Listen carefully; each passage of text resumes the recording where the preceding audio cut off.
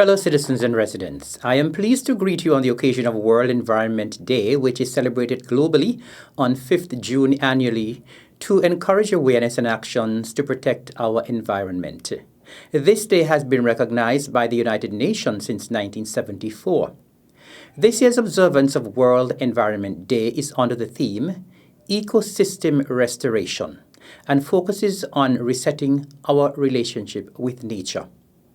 It will also mark the formal launch of the UN Decade on Ecosystem Restoration 2021 to 2030. The UN Decade is intended to massively scale up the restoration of degraded and destroyed ecosystems to fight the climate crisis, prevent the loss of 1 million species, and enhance food security, water supply, and livelihoods. To put things into context, let's establish what is an ecosystem and what is restoration. An ecosystem is made up of living and non-living things in an area. It can be as small as a backyard or as large as the ocean. Restoration means to return something to as closely as possible to the way it functioned prior to its disturbance. The theme, therefore, encourages us to think of ways we can assist in the recovery of our ecosystems that have been degraded or destroyed by our activities, and to find ways to conserve what we have left. Ecosystem restoration can take many forms, including growing trees, greening cities, or cleaning up waterways and beaches. This is the generation that can make peace with nature. As we celebrate World Environment Day, let us focus on some of the activities we are doing in St. Kitts and Nevis to help conserve, preserve, and protect our environment. The Department of Environment, DOE, is the lead agency with funding from the Global Environment Facility, GEF, in implementing a project in St. Kitts and Nevis titled Addressing Impacts of Acute Land Degradation in the College Street Gut in St. Kitts and Quarries and Sand Mining Hotspots on Nevis. This sub-project in St. Kitts and Nevis is part of a wider regional project termed the Integrating Water, Land and Ecosystems Management (IWECO) in Caribbean Small Island Developing States project. Within its overarching mandate of environmental management, the DOE aims to guide and support sustainable and holistic development in order to achieve the long-term protection and sustained productivity of the Federation's natural resource base and the ecosystem services it provides. IWECO's objective is to contribute to the preservation of Caribbean ecosystems and the sustainability of livelihoods through improved fresh and coastal water resources management, sustainable land management, and sustainable forest management. Restoration activities in Nevis are being implemented in partnership with the Nevis Historical and Conservation Society, NHCS, via the IWECO project. These interventions aim not only to reduce land degradation at the local level, but also to contribute to the broader national environmental management objectives of the Federation. This pilot project officially began in May 2020 and will continue over a period of 2 years. Building on a successful GEF Small Grant Program project at Coconut Walk Estate 2017 to 2019, the IWECO project in St. Kitts and Nevis has provided a grant of US $150,000 to the NHCS to continue its reforestation program at Coconut Walk, over 10 acres, and to reforest approximately 5 acres of degraded lands at the abandoned quarry at Potworks Estate. Over 1,300 trees have been planted at Coconut Walk. A variety of forest species and fruit trees have been planted, as well as other species of plants, such as vetiver grass and sea grape.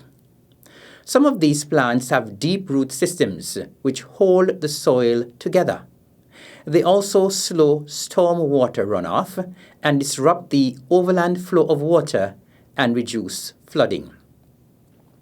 The NHCS has also teamed up with the St. Thomas's Improvement Group to restore the wetland at Nelson Spring by removing non-native invasive species of plants and reopening the beautiful vista to the sea. Native wetland species have been replanted, but notably, many native species have returned naturally after removal of the invasive species. As such, the overall biodiversity of this wetland has seen much improvement, with over 30 species of birds identified by a group in April 2021. In St. Kitts, the main land degradation control measures implemented at College Street Gut include the installation of gabion baskets and planting of grass and trees that are strategically located inside the gut to stem soil erosion. A gabion is a galvanized wire cage filled with materials, in this case stones. The gabion structures act as building blocks and become a powerful and cost-effective defense against erosion. 282 baskets have been installed in erosion-prone areas of the gut. In addition, 2 weirs have been repaired. The weirs act as a barrier for soil and, when cleaned in a timely manner, avoid large volumes of soil from entering the coastal zone. Final cleanup and dredging of the accumulated soil behind the weirs and at the outlet of the gut are now underway. Planting of vetiver grass along the banks of the gut began in June 2020 and will resume after the main infrastructural works are completed. By protecting and caring for guts, the integrity of the island's drainage system is protected. The special character of our neighborhoods and villages are preserved, and the value of individual properties is maintained and enhanced. Left unchecked, erosion of guts can cause significant damage. Continued erosion can undermine buildings, roads, and bridges, damage water lines, and can result in the loss of land. As another step to restore our ecosystem, the Department of Environment is on a single-use plastic campaign to reduce the impact plastic pollution is having on our environment. Plastics are extremely useful and have been an important part of our lives, but their production, as well as disposal, pose a great threat to all of life forms on Earth. Every time you make the choice to avoid or recycle plastic products, you lower the risk of environmental damage. Be conscious of your choices. Now that I have told you some of what we are doing, what can you do to restore ecosystems and, in so doing, help to preserve and protect our environment? Here are some suggestions. Plant more trees. Establish a garden. It could be vegetables, fruit trees, or ornamentals. Organize community cleanups. Organize beach cleanups. Reduce the use of plastics that pollute the terrestrial and marine environment. Stop the practice of indiscriminate dumping. Desist from setting fires. And stop sand mining. The observance of World Environment Day is not a one-off activity, but over the years has led to the month of June being observed as Environment Awareness Month. Our celebration of the month started on Sunday, May 30th, with worship at the Antioch Baptist Church. Most of our activities for the month have been postponed or cancelled due to community spread of the COVID-19 virus. However, there will still be tree planting and cleanup exercises, as well as the launch of a mascot competition.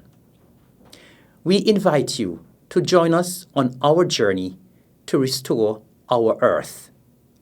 More information can be found on our Facebook page, the Department of Environment St. Kitts, or at DOESKN. We are encouraging all of you to visit our page, like, follow, and share our content. You can also call us at 466-8535 or visit us on the 3rd floor of the Burger King building, New Street, Bastille.